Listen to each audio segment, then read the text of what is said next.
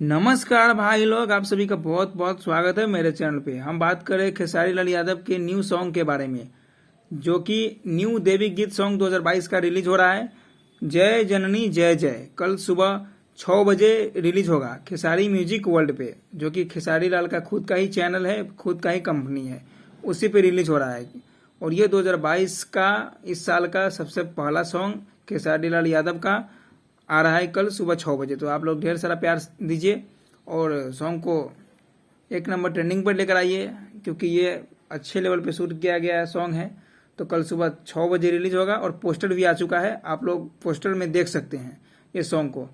चलिए, यही अपडेट था, मिलते हैं नेक्स्ट वीडियो में। अब आप लोग चैनल को सब्सक्राइब कर दे, शेयर कर दे और इस वीडियो को लाइक करें, ताकि हमें मोटिवेशन मिले और आपके लिए और अपडेट लाते रहे। क्योंकि मेरा जो मेन चैनल था वो डिलीट हो चुका है, तो इस पे व्यू और सब्सक्राइब नहीं इंक्रीज हो रहा है। तो आप लोग सपोर्ट करेंगे तभी कुछ होगा।